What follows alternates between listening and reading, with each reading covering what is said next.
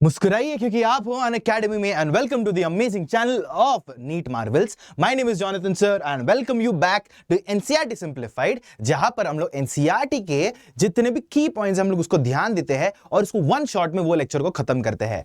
आज हम लोग लिटरली 11th का लास्ट चैप्टर कर रहे हैं, दैट इज ऑसिलेशंस। इसमें मैं आपको सारे कंसेप्ट जो चाहिए मैं आपको बता दूंगा और नेक्स्ट क्लास से हम लोग 12th का पोर्शन भी शुरू कर देंगे। तो बिना किसी वक्त जाया किए हाथों में पेन, ध्यान बोर्ड पे और दिल मंजिल पे, तो चलिए शुरू करते हैं with oscillations one shot lecture. तो सबसे पहले हम लोग को बात करना है ऑसिलेशंस के थोड़े बहुत बेसिक टर्म्स के बारे में। तो सबसे पहले हम लोग को समझना है कि एग्जैक्टली पीरियोडिक मोशन या ऑसिलेटरी मोशन क्या होता है। तो सबसे पहले हम लोग समझते हैं कि पीरियोडिक मोशन मतलब क्या होता है। पीरियोडिक मोशन एक ऐसा मोशन हो जाता है जो रिपीट करता है एक खुद को इक्वल इंटरवल ऑफ टाइम के बाद। मतलब कि अगर एक पर्टिकुलर बॉडी एक पर्टिकुलर मोशन कर रहा है तो वो पर्टिकुलर मोशन वापस से रिपीट हो जाएगा एक टाइम इंटरवल के बाद। अगर मुझे इसका एग्जांपल देना है तो हम लोग क्या बोल सकते हैं, रोटेशन ऑफ द अर्थ बोल सकते हैं, रिवोल्यूशन ऑफ द अर्थ बोल सकते हैं। रोटेशन ऑफ द अर्थ क्या हुआ? रोटेशन ऑफ द अर्थ है कि आपकी धरती को 24 आवर्स लगता है पूरा एक रोटेट करने के लिए, और ये वापस से ये सेम मोशन हमेशा हर 24 आवर्स के बाद रिपीट होता रहता है। तो ये आपका पीरियोडिक मोशन हो गया। क्या आपको बात समझ में आ रही है? रिवोल्यूशन ऑफ द अर्थ में कैसा है, पूरा रिवॉल्व करने के लिए अराउंड द सन उसको 365 डेज लगता है। तो अगेन 365 डेज के बाद वापस से ये मोशन आपका रिपीट होता है, हो जाता है। तो इसको हम लोग क्या बोलते हैं? इसको हम लोग बोलते हैं पीरियोडिक मोशन। क्या बात क्लियर है? आगे बढ़े, ठीक है। तो यहां पर भी यही लिखा है, motion that repeats itself at regular intervals of time is called periodic motion. And example ने revolution of earth around the sun यहां पर गिवन है, और ये ऐसा सवाल नीट 2020 में पूछा जा चुका है। तो जस्ट इमेजिन करो कितने सिंपल सिंपल सवाल यहां पर पूछे ये वाले चैप्टर में से। फिर यहां पर इन्होंने थोड़े बहुत ग्राफ्स दिए हैं जो जिससे आपको पता चलेगा कि वो पीरियोडिक मोशन है कि नहीं। तो यहां पर ऑब्वियसली बात है डिस्प्लेसमेंट और टाइम का, डिस्प्लेसमेंट टाइम का यहां पर ग्राफ गिवन है। अगर आप टेक्निकली देखा जाओगे तो ये पोजीशन, अगर आप देखोगे ये पार्टिकल अपना क्या है, अगर आप देखोगे ये पार्टिकल एक कांस्टेंट, आपको एक पैटर्न दिख रहा होगा, एक पैटर्न दिख रहा होगा, और सेम इंटरवल ऑफ टाइम के बाद वो पैटर्न आपका रिपीट कर रहा है। ये आपका सबसे बेस्ट तरीका होता है पीरियोडिक मोशन है कि नहीं जानने के लिए। समझ में आया? इधर भी देखो, आपको दिख रहा होगा एक पैटर्न आपका रिपीट होते जा रहा है, एक पैटर्न आपका रिपीट होते जा रहा है, और वो इक्वल इंटरवल ऑफ टाइम में आपका रिपीट हो रहा है। ये आपका पीरियोडिक मोशन है। अगेन सेम चीज यहां पर आप थर्ड वाले ग्राफ में से भी देख सकते हो। अभी हम लोग बात करते हैं ऑसिलेटरी मोशन क्या होता है। क्या ऑसिलेटरी मोशन आपका पीरियोडिक मोशन होता है? क्या आपका पीरियोडिक मोशन आपका ऑसिलेटरी मोशन होता है? वो हम लोग को ध्यान देना है। सबसे पहले बात मैं आपको ऑसिलेटरी मोशन का फील दे देता हूं। ऑसिलेटरी मोशन एक ऐसा मोशन होता है या एक ऐसा पीरियोडिक मोशन होता है जहां पर अपना particle to and fro motion करता है अबाउट अ मीन पोजीशन या अबाउट अ फिक्स्ड पोजीशन। मतलब अगर मैं यहां पर बोलूं कि ये मेरे पास एक पार्टिकल है और ये मेरा मीन पोजीशन है, ये मेरा पेन मेरा मीन पोजीशन है, तो इसके around two and fro motion करते बैठेगा। और अगर आप ध्यान दोगे ये इक्वल इंटरवल ऑफ टाइम के बाद ये वाले पर्टिकुलर पॉइंट पे पास कर रहा है, तो ये पीरियोडिक मोशन तो है ही। साथ ही साथ ये टू एंड फ्रो मोशन कर रहा है, मतलब बार बार इधर जूम जूम जूम करके ऐसे ऐसे जाते बैठ रहा है ये पर्टिकुलर पॉइंट के about, and that is the reason ये अपना क्या हुआ, ऑसिलेटरी मोशन भी हो गया। तो आई गेस आपको ऑसिलेटरी मोशन क्या है आपको समझ में आ गया होगा। ऑसिलेटरी मोशन में आपको अपना फिक्स पॉइंट या मीन पॉइंट को डिफाइन करना बहुत इंपॉर्टेंट है यहां पर। क्या आपको बात समझ में आ रही है? फिर हम लोग बात करते हैं ऑसिलेशंस या वाइब्रेशंस के बारे में। नाउ वाइब्रेशन अगर आपको समझना है, वाइब्रेशंस जो होता है ना, अगर आप देखोगे यहां पर पीरियोडिक ऑसिलेटरी मोशन में, ऑसिलेटरी या सिंपल हार्मोनिक मोशन में जो हम लोग देखेंगे आगे, इसमें आप देखोगे आपका एम्पलीट्यूड या डिस्प्लेसमेंट जो है बहुत ज्यादा है, बहुत ज्यादा है ना। मतलब ये मेन पोजीशन है, इससे बहुत दूर जा रहा है। बट अगर हम लोग गिटार के स्ट्रिंग की बात करेंगे, जब आप गिटार के स्ट्रिंग को प्लग करते हो वो क्या करते हैं, बहुत छोटे एम्पलीट्यूड में वाइब्रेट करता है, बहुत छोटे एम्पलीट्यूड में ऑसिलेट करता है। और ऐसे ऑसिलेशन को जिनका एम्पलीट्यूड बहुत कम होता है या जिनका फ्रीक्वेंसी बहुत ज्यादा होता है, फ्रीक्वेंसी बहुत ज्यादा ना, एकदम फास्ट फास्ट फ्रीक्वेंसी में वाइब्रेट करता है, ऐसे मोशन को हम लोग क्या बोलते हैं, ऑसिलेशंस और वाइब्रेशंस बोलते हैं। So if a body is given a small displacement from the equilibrium position, a force comes into play which tries to bring the body back to the equilibrium position, giving rise to oscillations और vibrations. क्या आपको बात समझ में आ रही है? तो ये हम लोग को बात समझ में आया। अभी बात करते हैं ये वाला statement that every oscillatory motion is periodic but every periodic motion is not an oscillatory motion. मतलब अगर मुझे एक बात बोलना है कि इसको हम लोग कैसे एक्सप्लेन करेंगे, अगर मैं ऑसिलेटरी मोशन की बात करूं, ऑसिलेटरी मोशन क्या है कि टू एंड फ्रो मोशन हो रहा है, टू एंड फ्रो मोशन हो रहा है, और इक्वल इंटरवल्स ऑफ टाइम के बाद क्या हो रहा है, इक्वल इंटरवल ऑफ टाइम पे यहां पर वापस से वो मोशन रिपीट हो रहा है। तो हर एक ऑसिलेटरी मोशन आपका पीरियोडिक मोशन हो गया। बट अगर मैं रोटेशन ऑफ द अर्थ बात करूं, यहां पर टू एंड फ्रो मोशन तो नहीं हो रहा है, ये तो बस गोल गोल घूमते जा रहा है, गोल गोल घूमते जा रहा है, टू एंड फ्रो मोशन नहीं हो रहा है। तो मैं ये नहीं बोलूंगा कि आपका अर्थ का जो रोटेशन है वो आपका क्या है, ऑसिलेटरी मोशन है, वो बस पीरियोडिक मोशन है। क्या आपको बात समझ में आ रही है? एकदम क्लियर है? आगे बढ़े? यस, आगे बढ़ सकते हैं।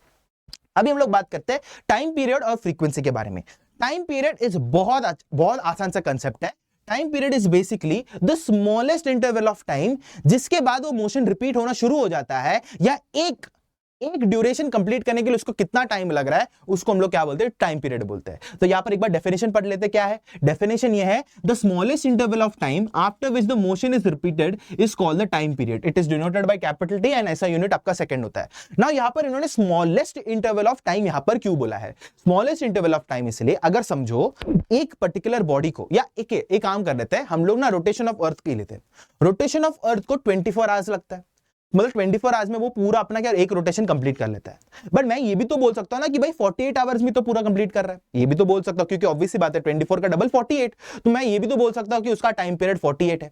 उसके लिए यहां पर डेफिनेशन में यहां पर स्मॉलेस्ट इंटरवल ऑफ टाइम बोला है कि मतलब ऐसा छोटा इकाई या छोटा इंटरवल ऑफ टाइम जिसके बाद आपका एक मोशन कंप्लीट हो रहा है उसको हम लोग टाइम पीरियड बोलते हैं। तो time period of the earth 48 hours नहीं है, इवन दो 48 आवर्स के बाद भी उसका एक मोशन कंप्लीट हो रहा है, बट यहां पर टाइम पीरियड 24 आवर्स है। The smallest interval of time यहां पर डिफाइन करने बोला है।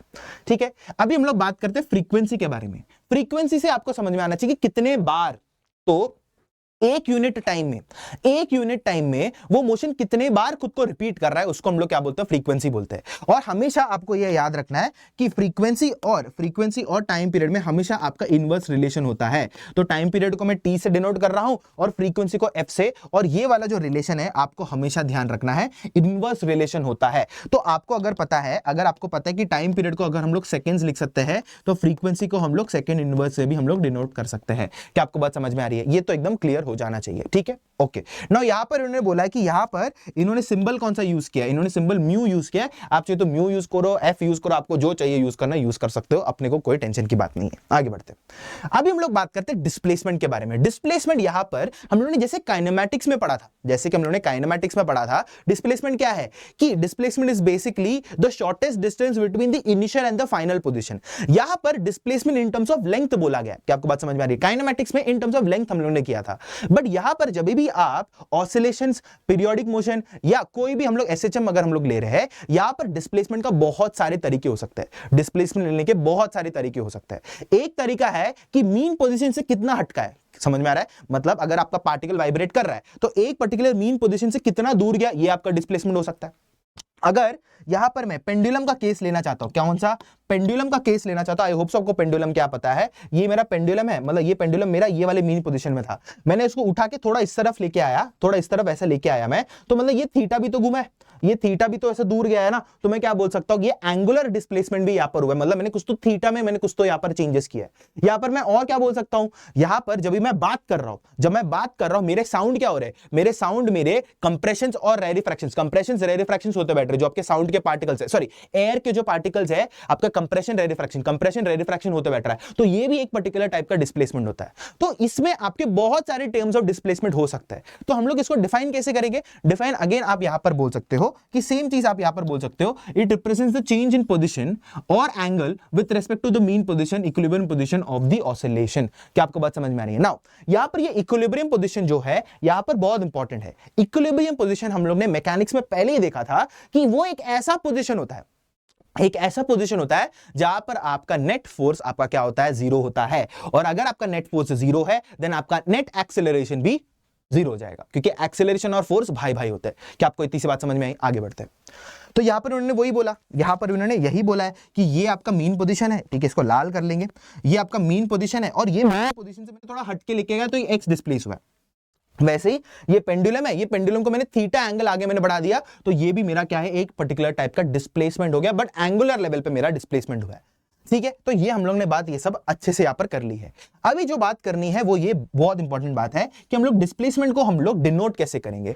डिस्प्लेसमेंट को डिनोट करने के लिए हम लोग यहां पर साइनोसॉइडल या कॉस फंक्शंस का या कोसाइन फंक्शंस का हम लोग यहां पर यूज करने वाले हैं। साइनोसॉइडल मतलब ऐसे फंक्शंस, फॉर एग्जांपल जो ट्रिग्नोमेट्री के जो प्राइमरी रेशियोज होते हैं, फॉर एग्जांपल साइन कॉस जो होता है वो आपके प्राइमरी रेशियोज होते हैं। अगर आप एक पर्टिकुलर फंक्शन को साइन और कॉस के टर्म्स में अगर आप लिख सकते हो तो हम लोग उसको डिस्प्लेसमेंट के टर्म्स में भी लिख सकते हैं। है। मतलब आप चाहिए तो x is equal to, that is x यहां पर अपना डिस्प्लेसमेंट है, which is a function of time, that is f of t यहां पर लिखा है, is equal to a cos omega t, या आप is equal to a sin omega t यहां पर आप यूज कर सकते हो। अब cos कब यूज करना है, sin कब यूज करना है, वो आप न्यूमेरिकल जब सॉल्व करोगे तब आपको समझ में आ जाएगा। तो मैं वही बोल रहा हूं, x is equal to a cos omega t यहां पर आप यूज कर सकते हो, या a sin ओमेगा t भी यहां पर यूज कर सकते हो। यहां पर a क्या है, a अपना एम्पलीट्यूड है जिसके बारे में हम लोग डिस्कस करेंगे, टेंशन लेने की बात नहीं है। cos तो अपना फंक्शन हो गया, ओमेगा अपना एंगुलर फ्रीक्वेंसी हो गया, ये क्या है बात करेंगे, और ये t अपना टाइम हो गया। क्या आपको बात समझ में आई? आगे बढ़े, आगे बढ़े, चलो आगे बढ़ते हैं।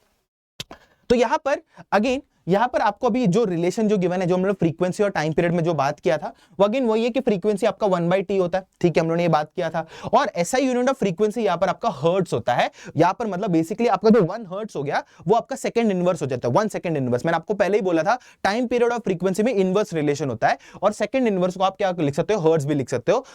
मशहूर साइंटिस्ट को हम लोग यहां पर क्या डेडिकेट करने के लिए यहां पर उन्होंने हर्ट्स यहां पर यूज किया है। और फिर बहुत ही इंपॉर्टेंट यहां पर एक चीज है जो आपको ध्यान देना है, दैट इज यहां पर t को हम लोग एक और फॉर्मूला से हम लोग रिप्रेजेंट कर सकते हैं। It is basically 2 divided by omega, that is 2 divided by omega से भी आप यहां पर रिप्रेजेंट कर सकते हो। यहां पर आप ओमेगा को, दैट इज एंगुलर फ्रीक्वेंसी को आप क्या लिख सकते हो, omega is equal to 2 divided by t भी लिख सकते हो, 2 डिवाइडेड बाय t, और 1/t क्या हो जाएगा आपका फ्रीक्वेंसी, तो 2f भी आप लिख सकते हो। तो ये थोड़े बहुत रिलेशंस है जो आपको याद होने चाहिए। नाउ ओमेगा क्या होता है, omega is basically the rotational analogous to velocity. मतलब हमारा जब भी वेलोसिटी, जब भी हम लोग लीनियर मोशन पढ़ते हैं, उसमें डिस्प्लेसमेंट आप क्या करते हो, आप x से डिनोट करते हो, x से डिनोट करते हो ना। यहां पर जब रोटेशन की बात होती है उसमें हम लोग एंगुलर डिस्प्लेसमेंट की बात करते हैं, तो जहां पर आपका x था वो आपका थीटा में कन्वर्ट हो जाता है। अगर हम लोग वेलोसिटी की बात करें v, वो आपका omega, that is angular velocity में कन्वर्ट हो जाता है। अगर हम लोग एक्सेलरेशन की बात कर रहे हैं तो यहां पर कौन से एक्सेलरेशन हो सकते हैं, बहुत सारे टाइप के एक्सेलरेशन हो सकते हैं आपके, मतलब आपका सेंट्रीपिटल हो सकता है, टेंजेंशियल हो सकता है, आपका alpha that is angular acceleration में यहां पर कन्वर्ट हो जाता है। क्या आपको बात समझ में आ रही है? तो ये बहुत सारा चीज है। तो अगर वेलोसिटी अगर आप याद रखोगे, वेलोसिटी का हमारा ऐसा यूनिट क्या था, मीटर पर सेकंड था, मीटर पर सेकंड। तो यहां पर ओमेगा का बेसिकली हो जाएगा रेडियन पर सेकंड, आपका यहां पर हो जाएगा। इट इज बेसिकली थीटा को आप रेडियन से कम मेजर करते हो ना, तो ओमेगा यहां पर क्या हो जाएगा, रेडियंस पर सेकंड, क्योंकि वेलोसिटी क्या था, मीटर पर सेकंड, और यहां पर रोटेशनल एनालॉगस क्या हो जाएगा इसका, रेडियंस पर सेकंड। बस बात खत्म, ठीक है। ये स्लाइड आई होप सो आपको समझ में आ गया होगा। आगे बढ़ते हैं। अभी हम लोग बात करते हैं पीरियोडिक फंक्शन के बारे में। पीरियोडिक फंक्शन, अभी मैथ्स में हम लोग पीरियोडिक फंक्शन को हम लोग कैसे डिनोट करेंगे, सबसे पहले बात मैं आपको थोड़ा बहुत फील दे देता हूं कि पीरियोडिक फंक्शन एग्जैक्टली है क्या। इसके लिए आप इधर ध्यान दो। अभी मैं एक साइन का कर्व बनाने वाला हूं, साइन फंक्शन का कर्व बनाने वाला हूं। ये मेरा साइन फंक्शन का कर्व, साइन फंक्शन का कर्व यहां पर मैंने बना दिया है। तो आप अगर इधर एक चीज नोटिस करोगे, क्या चीज नोटिस करोगे, कि यहां पर एक पैटर्न फॉलो हो रहा है। मतलब ये वाला जो पैटर्न है वापस से यहां से इधर शुरू होने वाला है। तो बेसिकली आप ये जो है ना, ये इसका टाइम पीरियड है, ये इसका टाइम पीरियड है, ये इसका पूरा टाइम पीरियड है। मतलब एक पर्टिकुलर टाइम पीरियड के बाद वापस से इसका ये क्या हो रहा है, इसका जो पैटर्न है वो रिपीट हो रहा है। और साइन के केस में ये जो टाइम पीरियड जो है, इट इज बेसिकली आपके 2π की इक्वल होता है, 2π की इक्वल होता है। मतलब पीरियोडिक फंक्शन को अगर आपको डिनोट करना है, वो आप ये वाले फंक्शन से या ये वाले एक्सप्रेशन से आप डिनोट कर सकते हो। मतलब f ऑफ t आपका एक फंक्शन है, और वो फंक्शन के आर्ग्यूमेंट में अगर आप टाइम पीरियड को जोड़ दो, वापस से आपको वही फंक्शन मिलेगा। मतलब अगर समझो, अगर ये मेरा एक पैटर्न है, आपने इसको और टाइम पीरियड t तक चला लिया, तो आपको वापस से वही फंक्शन मिल रहा है, वही वापस से साइन फंक्शन मिल रहा है ना। तो वहां पर ये वही बोल रहा है कि एक फंक्शन है, उसमें अगर आपने उसके टाइम पीरियड में, उसके आर्ग्यूमेंट में, दैट इज ब्रैकेट के अंदर आपने टाइम पीरियड के साथ ऐड कर लिया, अगेन वापस से आपको वो सेम फंक्शन मिलेगा। ये आपका पीरियोडिक फंक्शन का डेफिनेशन है। यहां पर समझ में आ रहा है? और यहां पर t का वैल्यू तो पहले से आपको मालूम है, that is 2π divided by omega यहां पर होता है। और यहां पर उन्होंने यही बोला है कि कोई भी पीरियोडिक फंक्शन को आप एक्सप्रेस कर सकते हो साइन और कोसाइन फंक्शंस में। मैं वही बोला, a sin ओमेगा t या a cos ओमेगा t यहां पर आप क्या कर सकते हो, यूज कर सकते हो। फिर हम लोग बात करते हैं linear combination of sine and cosine functions की हम लोग बात करते हैं। यहां पर आपको एक चीज ध्यान देना है कि अगर मेरे पास एक फंक्शन है विद रिस्पेक्ट टू टाइम, वहां पर लिखा है a sin omega t plus b cos omega t। अगर आपको अगेन इसको एक फंक्शन से इसको रिप्रेजेंट करना है, यहां पर आपको साइन और कॉस फंक्शन है, अगर आपको इसको एक फंक्शन में रिप्रेजेंट करना है, तो सबसे बेस्ट तरीका इसको आपको ध्यान रखना है कि इसका जो मतलब एम्पलीट्यूड होगा, मतलब सुपर इंपोज एम्पलीट्यूड होगा, वो होगा square root of a square plus B square, a square plus B square आपका नया एम्पलीट्यूड होगा। तो नया एम्पलीट्यूड अगर मैं d से रिप्रेजेंट कर रहा हूं, तो वो हो जाएगा square root of a square plus B square. क्या आपको बात समझ में आ रही है?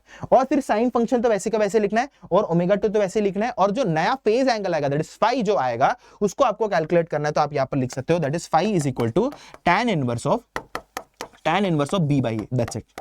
अब ये वाला यूज करके आपको एक नया फंक्शन मिल जाएगा d sin omega t plus phi. क्या आपको बात समझ में आ रही है? और ये वाला जो सवाल है वो 2019 में ये पूछा गया था, ये तो बहुत इंपॉर्टेंट है, तो यहां पर आप ये वाले क्वेश्चंस आप प्रैक्टिस कर सकते हो। आगे बढ़े, चलो आगे बढ़ते हैं। अभी हम लोग बात करते हैं सिंपल हार्मोनिक मोशन के बारे में। नाउ सिंपल हार्मोनिक मोशन, हम लोग को वर्ड्स को पहले तोड़ना पड़ेगा। सिंपल मतलब सबसे सिंपलेस्ट मोशन की बात हो रही है। कौन सा सिंपलेस्ट ऑसिलेटरी मोशन की यहां पर बात हो रही है। अभी मैं आपको एक चीज बताता हूं कि जो ऑसिलेटरी मोशन जो होती है वो आप ना f is equal to minus के एक्स रेज टू एन, ये आपका ऑसिलेटरी मोशन का इक्वेशन है। ऑसिलेटरी मोशन का इक्वेशन है। क्या आपको बात समझ में आ रही है? यहां पर आपका n का जो वैल्यूज है वो आपके बस ऑड नंबर्स हो सकते हैं, बस ऑड नंबर्स हो सकते हैं, इवन नंबर्स नहीं हो सकते। तो 1 3 5 7 9 ऐसा सो ऑन। ये आपका ऑसिलेटरी मोशन का इक्वेशन है। जब भी आपको इसको सिंपल बनाना है, मतलब सबसे सिंपलेस्ट केस क्या होगा, जब आप n इक्वल टू 1 डालोगे तब आपको मिलेगा f is equal to minus के एक्स, और ये आपका SHM का इक्वेशन बन जाएगा। ये आपका क्या हो जाएगा? सिंपल हार्मोनिक मोशन का इक्वेशन बन जाएगा। तो सिंपल वाला समझा, आपको समझा? सिंपल आपको पूरा समझ में आ चुका है कि क्या होता है। और सिंपल का एक और मतलब है कि लीनियरली चलता है, उसका मतलब ये भी हो गया। हार्मोनिक मोशन मतलब अगेन ये जो पीरियोडिक मोशन की यहां पर बात हो रही है, समझा? तो क्लियर हो गया। तो simple harmonic motion is the simplest form of oscillatory motion, और एक पीरियोडिक मोशन है जहां पर particle to and fro movement करता है अबाउट अ फिक्स पोजीशन या मीन पोजीशन। बस बात खत्म। ओके, अभी यहां पर ये बात हो रही है कि सिंपल सी बात है, आप f is equal to minus के एक्स यहां पर लिखते हो। ये f क्या है? f is basically the restoring force की यहां पर बात हो रही है। x अपना डिस्प्लेसमेंट है, k अपना स्प्रिंग कांस्टेंट हम लोग इसको बोलते हैं, या स्टिफनेस कांस्टेंट भी बोलते हैं। अभी ध्यान देते हैं, इसको थोड़ा बहुत फील लेने की कोशिश करते हैं। सिंपल सी बात है, अगर आपके पास एक स्प्रिंग है, तो एक काम करते हैं, इसका एग्जांपल ले लेते हैं। मैं यहां पर इसका डायग्राम लेके आया, वो डायग्राम से हम लोग एक्सप्लेन करने की कोशिश करेंगे, ठीक है?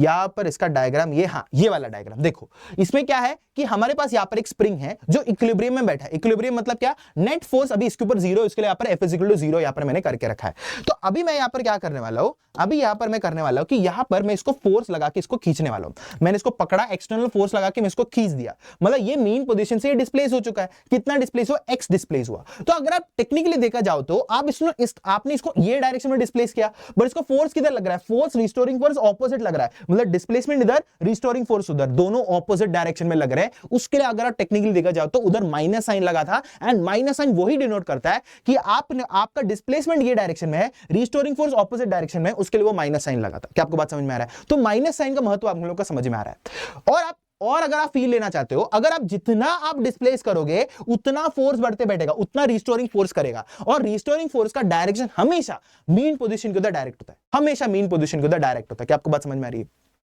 अगर आप इसको कंप्रेस करोगे, मतलब कंप्रेस करके इधर तक लेके आए, तो रिस्टोरिंग फोर्स आपको इस तरफ लगेगा, मीन पोजीशन इसको लेके आना चाहता है, मीन पोजीशन में लेके आना चाहता है। समझ में आ रहा है? तो यहां पर वही हो रहा है कि मैंने इसको कंप्रेस किया, मीन पोजीशन में लेके आना चाहता हूं, मैंने इसको छोड़ दिया, तो ये फोर्स जो है मीन पोजीशन तक लेके आएगा, और इधर जब आएगा ऑब्वियस सी बात है डिस्प्लेसमेंट इधर मेरा जीरो हो जाएगा। जब भी ऐसा इधर तक लेके आ जाएगा डिस्प्लेसमेंट जीरो हो जाएगा, तो रिस्टोरिंग फोर्स भी जीरो, एक्सीलरेशन भी जीरो, बट अगेन इसके पास इनर्शिया है, तो वापस जूम करके इधर चला जाएगा, वापस से इसको रिस्टोरिंग फोर्स इधर लगेगा, वापस इधर आ जाएगा, वापस ऐसे टू एंड फ्रो करते बैठेगा। क्या आपको समझा? ये है पूरा आपका SHM का फील यहां पर मैंने आपको दे दिया है। SHM का फील मैंने आपको यहां पर दे दिया है, ठीक है? तो चलो हम लोग समझते हैं आगे, हम लोग किधर थे?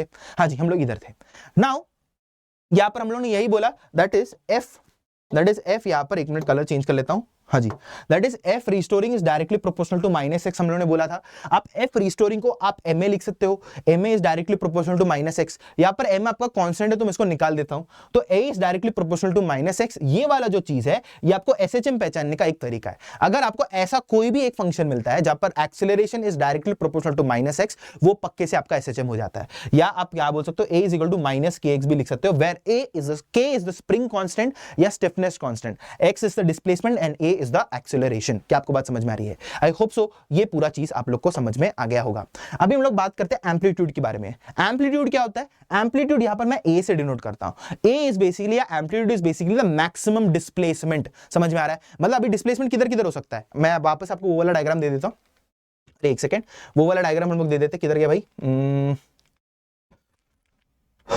हाँ ये देखो, मतलब अगर समझो ये बस इधर तक ही डिस्प्लेस हो सकता है, इधर तक ही डिस्प्लेस होता है, तो ये मेरा प्लस ए डिस्प्लेसमेंट हो गया, और आप इधर तक इसको लेके ये मेरा माइनस ए हो गया। तो मैक्सिमम इधर प्लस ए तक जा सकता है और इधर माइनस ए तक जा सकता है। तो मैक्सिमम कितना डिस्प्लेस हो रहा है हम लोग उसको क्या बोलते हैं, एम्पलीट्यूड हम लोग उसको बोलते हैं, एम्पलीट्यूड हम लोग बोलते हैं। ठीक है, तो एम्पलीट्यूड आपको समझ में आ गया होगा। अभी आगे बढ़ते हैं। ठीक है, नाउ ये सब तो हम लोग को पहले से पता है। नाउ आप सिंपल हार्मोनिक मोशन को सर्कुलर मोशन के साथ बहुत अच्छे से रिलेट यहां पर कर सकते हो, और बहुत सुंदर सुंदर आप डिराइव चीज कर सकते हो। वेलोसिटी, एक्सेलरेशन, बहुत सारी चीजें डिराइव करेंगे, टेंशन मतलब मैं सब कुछ आपके लिए लिख के लेके आया हूं। तो यहां पर अगेन आपका x is equal to a cos omega t या a sin ओमेगा t आप यूज कर सकते हो। आपको एक नया चीज यहां पर फाई दिख रहा होगा, ये फाई क्या है मैं आपको बता दूंगा, टेंशन मतलब नेक्स्ट डायग्राम में हमने वही बता दूंगा। बट आपको फेज यहां पर अपना क्या होता है, इनिशियल फेज कांस्टेंट हम लोग इसको यहां पर बोलते हैं। ठीक है, आगे बढ़ते हैं। नाउ आपको दिख रहा होगा कि यहां पर डिस्प्लेसमेंट को उन्होंने साइनसोइडल या कॉस फंक्शन के रिप्रेजेंट यहां पर किया है। तो यहां पर आप देखोगे ये तो पूरा कॉस फंक्शन है, ये तो पूरा कॉस फंक्शन है। आप यहां पर देखोगे पार्टिकल प्लस ए से लेके माइनस ए तक, प्लस ए से लेके माइनस ए तक आपका क्या कर रहा है, ऑसिलेट यहां पर कर रहा है, और आपका यहां पर एक कॉस फंक्शन यहां पर बना रहा है। तो ये बेसिकली वो बात यहां पर हो रही है। ठीक है, आगे बढ़ते हैं। नाउ यहां पर आप देखोगे यहां पर दो सिंपल हार्मोनिक मोशन है जिनका एम्पलीट्यूड यहां पर अलग है, एम्पलीट्यूड यहां पर अलग है। तो एक माइनस ए से प्लस ए ऑसिलेट कर रहा है और एक प्लस बी से माइनस बी आपका ऑसिलेट कर रहा है, उसके लिए एम्पलीट्यूड अलग आ रहा है। बट आपका क्या है, दोनों का फेज आपका सेम है। ऑब्वियसली बात है, दोनों कॉस फंक्शन है तो दोनों का फेज सेम है हर जगह। मतलब बेसिकली आप टेक्निकली देखा जाओ तो ये आपका 90 डिग्रीज है, 90 डिग्रीज में दोनों का डिस्प्लेसमेंट जीरो हो रहा है, तो फेज दोनों का सेम है। बट यहां पर सिंपल सी बात है, एम्पलीट्यूड अलग होने की वजह से आपका डिस्प्लेसमेंट आपका अलग है। ठीक है, बस उतना ही। ठीक है, आगे बढ़ते हैं। अभी हम लोग बात करेंगे फेज के बारे में हम लोग थोड़ा बहुत बात करेंगे। यहां पर ओमेगा टी प्लस फाइव जो आपने लिखा था a cos omega T plus five, जो फाइव था वो आपको इनिशियल फेज एंगल बोलते हैं, और इसको हम लोग क्या बोलते हैं, फेज ऑफ द मोशन बोलते हैं। ओमेगा टी प्लस फाइव को फेज ऑफ द मोशन हम लोग बोलते हैं यहां पर। तो जहां पर जब भी आप, एक सेकेंड पीपल, हाँ जी, जब यहां पर इन्होंने ये बोला है कि अभी यहां पर इन्होंने ये, ठीक है मैं आपको एक ऐसे एक्सप्लेन करता हूं। यहां पर हमारे पास दो चीज है, यहां पर हमारे पास दो चीज है। यहां पर आप ध्यान दोगे कि यहां पर इन्होंने एक कर्व लिया है, ये ऑरेंज वाले कर्व पे ध्यान दो। ये ऑरेंज वाला जो कर्व है, ये आपका कॉस का फंक्शन है, ये आपका कॉस का फंक्शन है।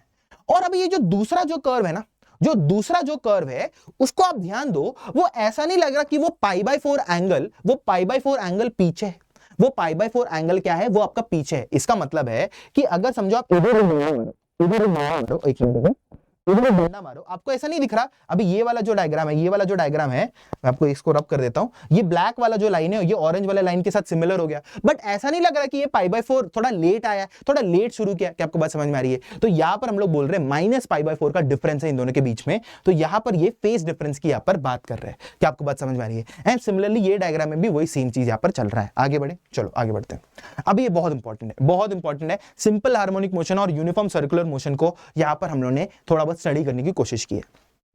तो ऐसा समझ लो कि हमारे पास एक पार्टिकल है जो ऐसे सिंपल हार्मोनिक कर रहा है, ऐसे सिंपल हार्मोनिक मोशन कर रहा है। ठीक है, ऐसे ये मीन पोजीशन है और ये ऐसे सिंपल हार्मोनिक मोशन कर रहा है। या आपको बात समझ में आ रही है? या आप ऐसा भी समझ सकते हो कि हमारे पास एक पार्टिकल है जो सर्कुलर मोशन कर रहा है और उसका एंगुलर वेलोसिटी ओमेगा, ऐसे सर्कुलर मोशन कर रहा है। ठीक है, और अभी के लिए हम लोग मान लो कि ये पार्टिकल इधर है, ठीक है, ये पार्टिकल इधर है, और मैंने क्या कर दिया, सेंटर से मैंने इसको रेडियस मैंने खींच दिया, और ये रेडियस मेरा एम्पलीट्यूड बन जाता है। ठीक है, और मेरा इनिशियल ये ओमेगा टी एंगल बना रहा था, थोड़े टाइम बाद वो यहां पर पहुंच चुका है, और वो कितना एंगल बनाएगा, ओमेगा टी प्लस फाइव, मतलब थोड़ा और 5 एंगल वो आगे बढ़ गया। तो पहले ओमेगा टी बना रहा था और अभी ओमेगा टी प्लस 5 एंगल बना रहा है। सबसे पहले टाइम t इक्वल टू 0 में ध्यान देते हैं, इनिशियली हम लोग ध्यान देते हैं, दैट इज पहले इधर था। अगर आप इसको वेक्टर्स में तोड़ दोगे, रेजोल्यूशन ऑफ वेक्टर्स करोगे, ये इसका हॉरिजॉन्टल कंपोनेंट हो गया।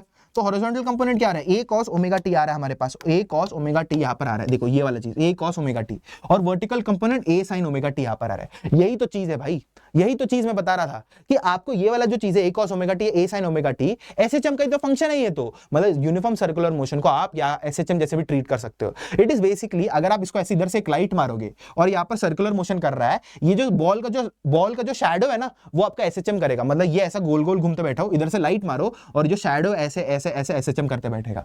क्या आपको बात समझ में आ रही है? और थोड़ा टाइम बाद एंगल क्या बना रहेगा, ओमेगा टी प्लस 5, उसको रिजॉल्व करो तो क्या मिलेगा, x is equal to a cos omega t plus five, it is basically आपको वो पोजीशन मिल रहा है, पहले इधर था, तो देखो ऐसे ऐसे ऑसिलेट कर रहा है, ऐसे आगे आगे जाएगा, जब इधर पहुंचेगा तो इधर आ जाएगा, इधर पहुंचेगा तो इधर आ जाएगा, इधर पहुंचेगा तो इधर आ जाएगा, इधर पहुंचेगा तो इधर आ जाएगा, तो देखो ऐसा ऑसिलेट कर रहा है, वापस इधर पहुंचेगा तो इधर आ रहा है, इधर आएगा तो इधर आएगा, इधर आएगा तो इधर आएगा, इधर आएगा तो इधर आएगा, तो ये ऐसे ऑसिलेट करना शुरू कर लेगा। क्या आपको बात समझा? यही चीज मैं आपको बताना चाहता था, आगे बढ़ते हैं। अभी हम लोग बात करेंगे कि हम लोग को वेलोसिटी हम लोग का कैसे निकालना है। तो हम लोग को पता है कि डिस्प्लेसमेंट आपका x equal to a cos omega t है। अगर मुझे वेलोसिटी निकालना है तो ऑब्वियसली बात है डिफरेंशिएट करना पड़ेगा, तो मैंने वही किया, dx बाई dt कर लिया। वेलोसिटी मुझे निकालना है तो इसका क्या होगा, a मेरा कांस्टेंट है, cos ओमेगा t का डिफरेंशिएशन माइनस साइन होता है, तो minus sine omega t, but अंदर आपको ओमेगा t चेन रूल लगाएंगे तो ओमेगा भी बाहर आ जाएगा, तो minus of a omega sine omega t आ रहा है। अभी देखो क्या किया, इसको थोड़ा भूल जाओ, ये हम लोग को ये स्टेप को इधर लेके आना है। क्या करो, इसको स्क्वायर कर दो, इसको स्क्वायर करेंगे तो हम लोग को ये चीज मिलेगा, ठीक है। फिर ए स्क्वायर को इस तरफ लेके जाओ, ओके डन। अभी मुझे इसको साइन में कन्वर्ट करना है, क्योंकि यहां पर मेरा साइन का कोई तो फंक्शन है। साइन में कैसे करेंगे, क्या करो, दोनों जगह माइनस मल्टीप्लाई करो और प्लस 1 ऐड कर दो, तो आपको क्या मिलेगा, 1 minus x square by a square is equal to 1 minus cos square omega t. What is 1 minus cos square omega t, sine square omega t, बस बात खत्म। अभी क्या करो कि मैं 1 को क्या लिख सकता हूं, a square divide by a square, तो हम लोग को ये मिलेगा square root of a square minus x square divide by a square sine omega t का वैल्यू। ये जो वैल्यू है आप इधर सब्स्टिट्यूट कर दो और आपको मिल जाएगा minus of omega square root of a square minus x square, that's it. तो वेलोसिटी का भी आपको यहां पर वैल्यू मिल चुका है। तो आप ध्यान दोगे, अगर आप x का वैल्यू a डालोगे तो आपको वेलोसिटी 0 मिलेगा, मतलब एक्सट्रीम पोजीशन में वेलोसिटी 0 हो जाती है। देखो ना, आप एसएचएम कर रहा है ऐसा, और एक्सट्रीम पोजीशन में जाके देखो ना, ये 0 है ना इसका वेलोसिटी, और वापस से डायरेक्शन चेंज हो रहा है एकदम। देखो ऐसा एसएचएम कर रहा है, ये एक्सट्रीम पोजीशन में जाके ये 1 सेकंड के लिए रुक रहा है और डायरेक्शन चेंज होकर वापस आ रहा है, तो एक्सट्रीम पोजीशन में वेलोसिटी 0 हो जाती है।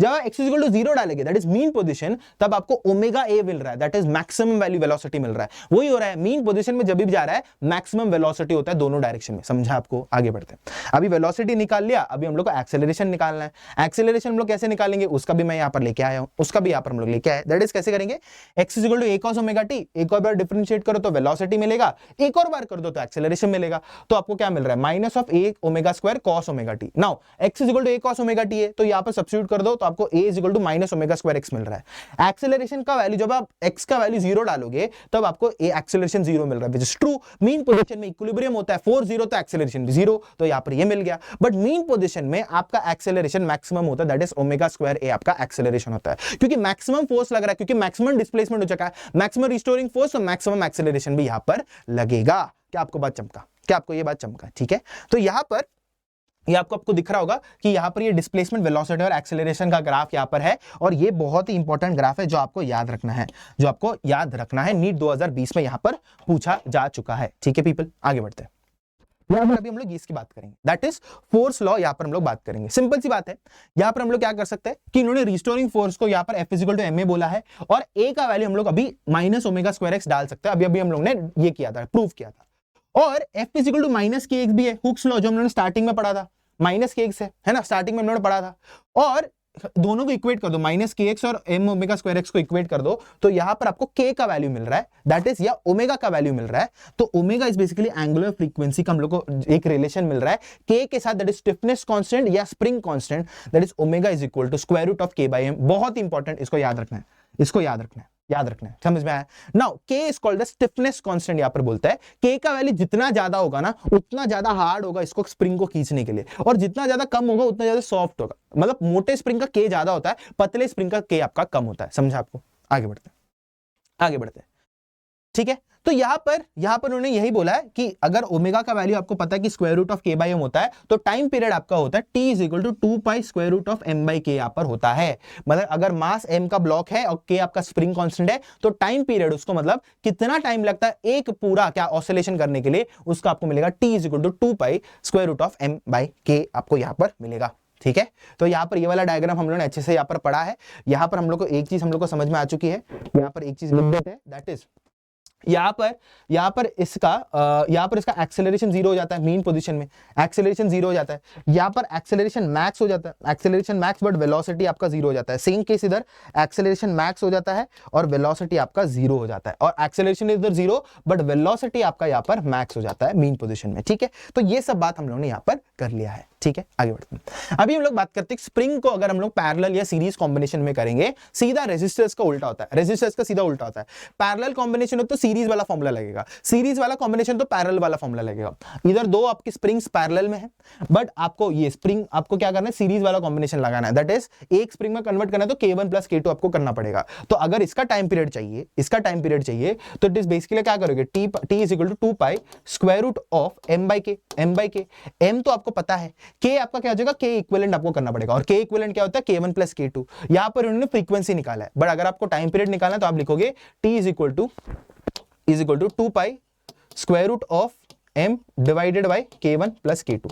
ठीक है, और इसका उल्टा करेगा तो आपको फ्रीक्वेंसी मिलेगा, और यहां पर हमने वही दिया है।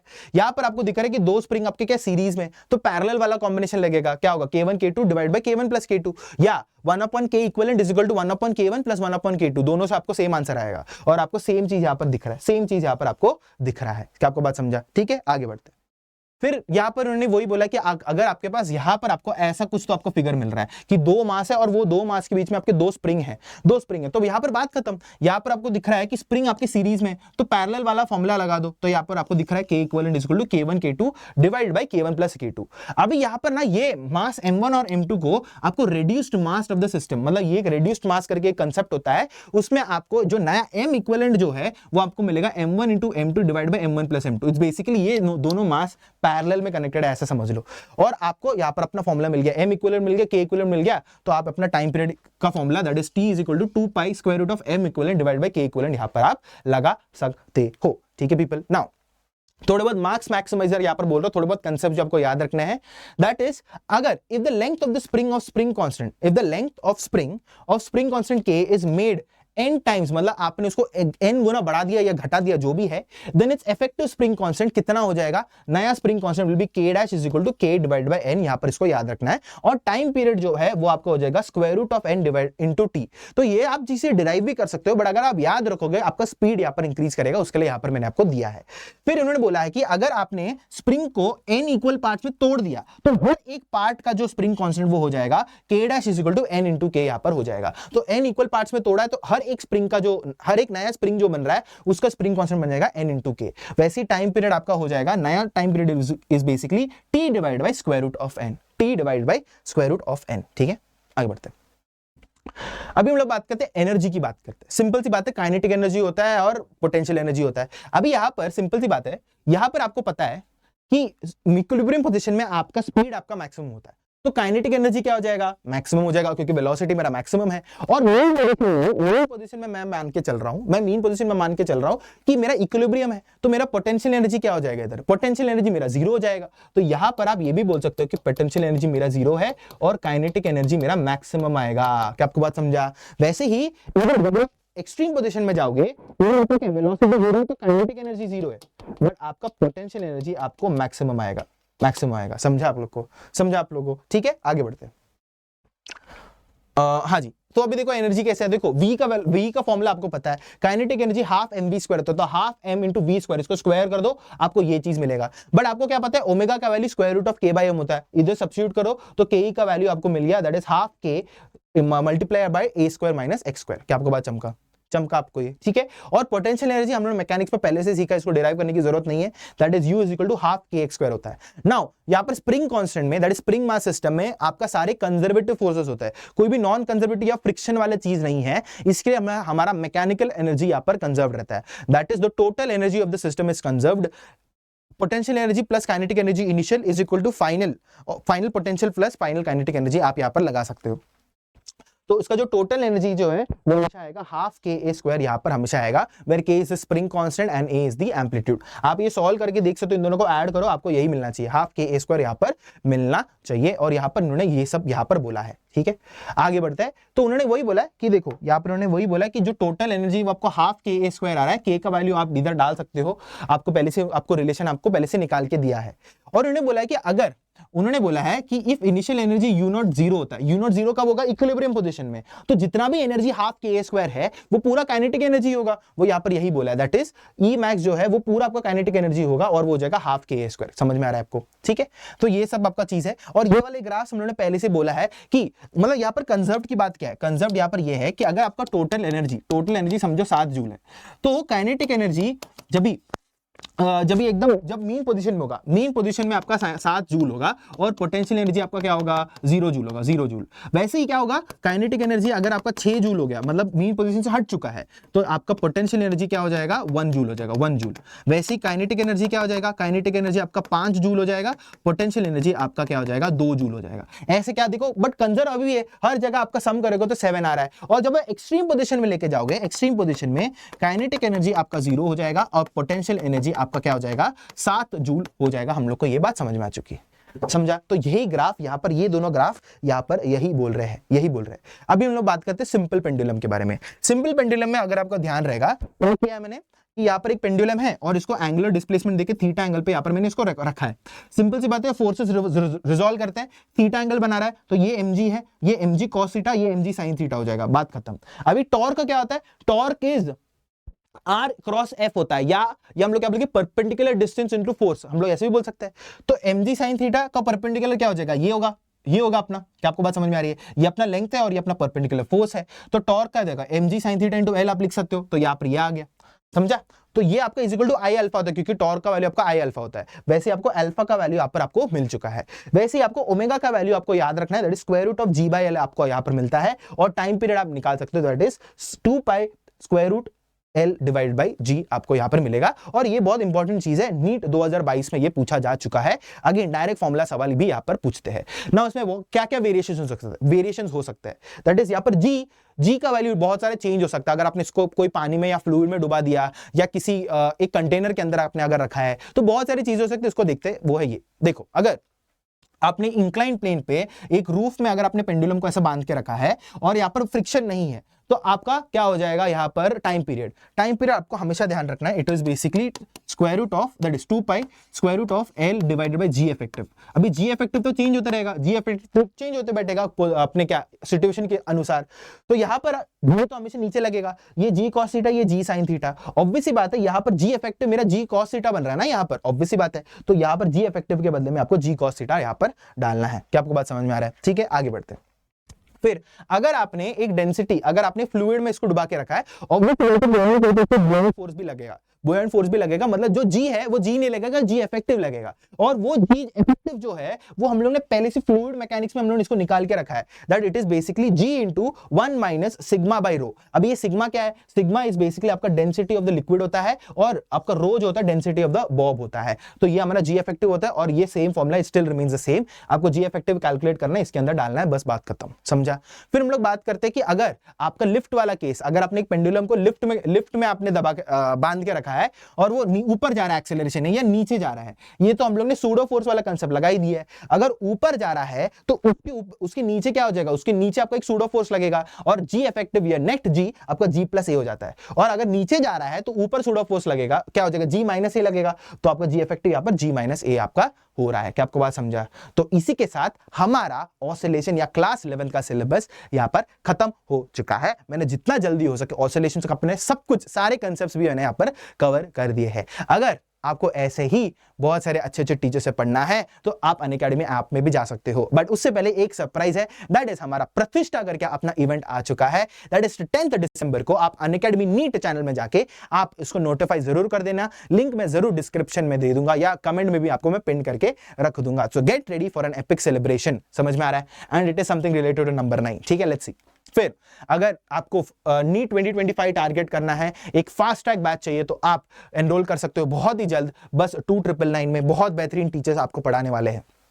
फिर निम्बस अर्ली अचीवर्स बैच 2027 के लिए आपको मिल जाएगा 9999 के लिए। क्या आपको बात समझ में आ रही है, ठीक है।